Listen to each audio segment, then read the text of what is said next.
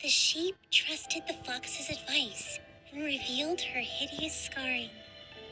Indeed, far from abandoning the sheep, her many forest friends gathered around to console her with kind words and fresh grass.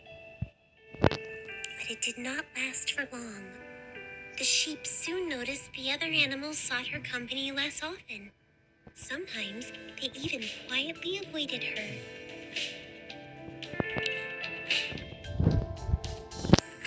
Poor child, that scar is so hideous.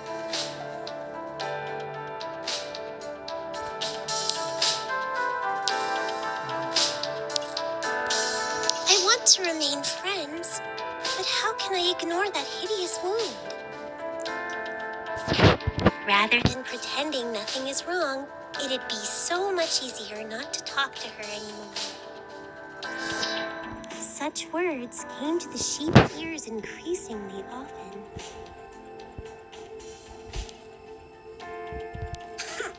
Fair weather friends, that's all. If it was me, I'd bisect them. Use one half for steak and the other for soup. No, you can't do that. They're not bad people. And that poor little sheep doesn't have any friends. This is what happened at the end of the story. The sheep ran into that fox again and asked why the fox had tricked her. The fox replied, "I never tricked you. The other animals did their best to get used to your scar, but you didn't put in the same effort." It turned out the sheep hadn't been willing to eat the fresh grass brought to her, and didn't go without the sheep's positive response. And as time went by, her forest friends began to avoid her. So he was trying to talk his way out. And what happened in the end? The sheep listened again to the fox and looked again into her heart. The sheep renewed her efforts with her friends, and together they healed the scar in her body and in everyone's heart. Insufferably corny! I would have preferred an ending where she boils them all in soup after that load of nonsense. No storybook ends like that. All right, let's end here. I'm tired. Okay, I'll come back to you tomorrow.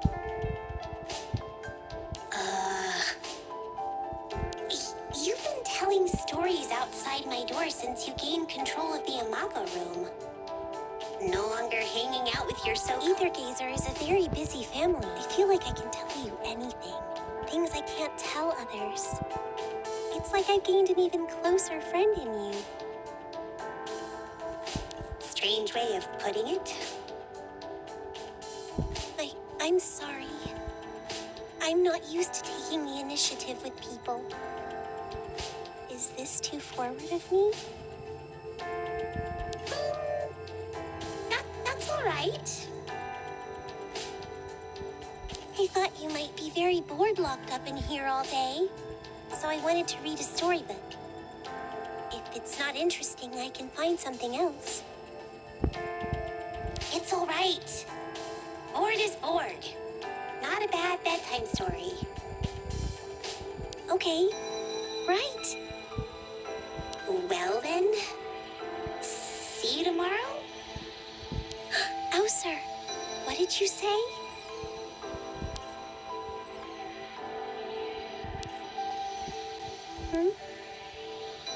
Guess I heard wrong. See you tomorrow.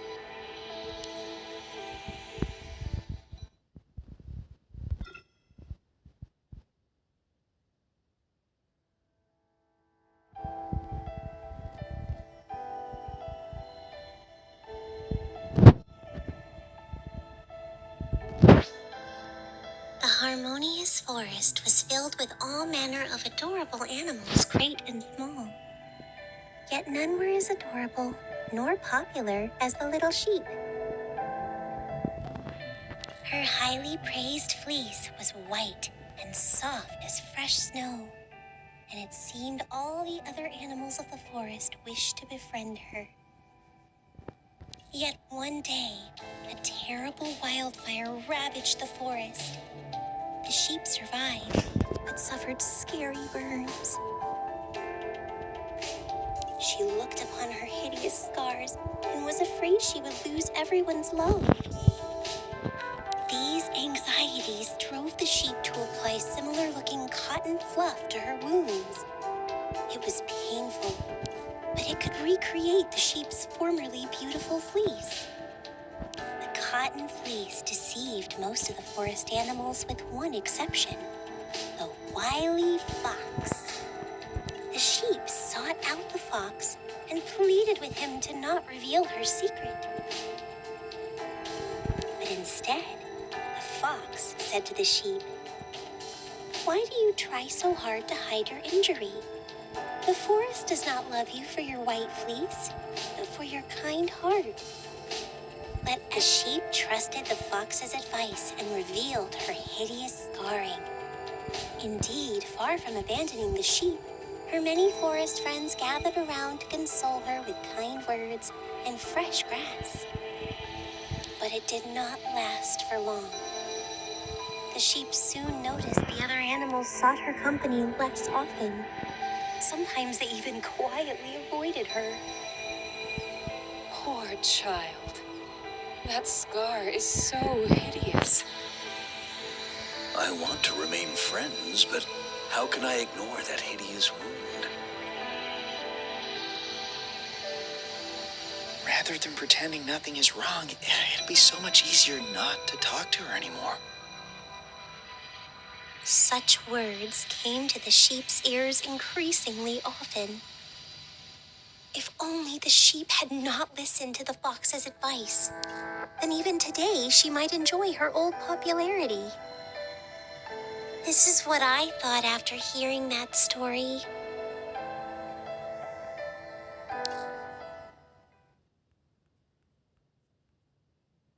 I don't know if I would ever meet anyone else as kind-hearted as little Osie. Yeah, she's a real darling. Won't bother a fly.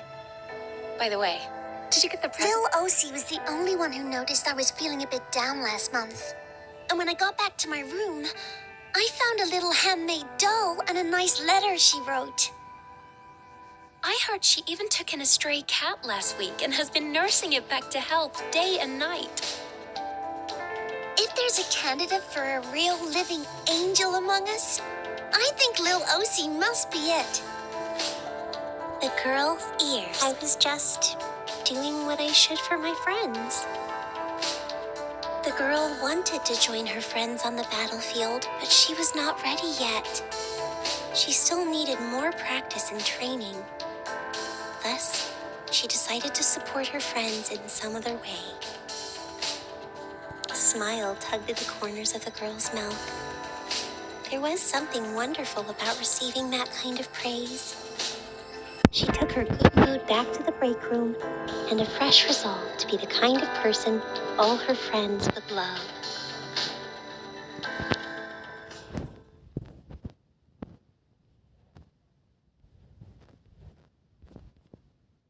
Hey, Lil Osie, this is for you. Oh, what is it? A doll of you. I probably did such a bad job you don't recognize it. No, I do, but I thought I should give you a present in return for your handmade doll last month. It was so cute. I just have to look at it whenever I get stressed. Oh, right. Thank you. The girl returned to her room, gift in hand, to find her cat by the door. Already well on its way to recovery, it brushed up to the girl's leg. Hey, little kitty. You can walk now. The cat lifted its head in an enthusiastic response. The girl rubbed the cat affectionately and placed it back on its bed. I just can't figure out this dirty furball's appeal.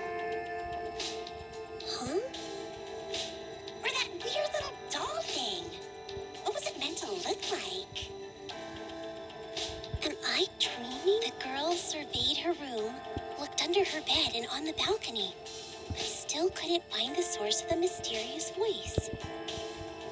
If it's not coming from anywhere in this room, then does that mean... Was that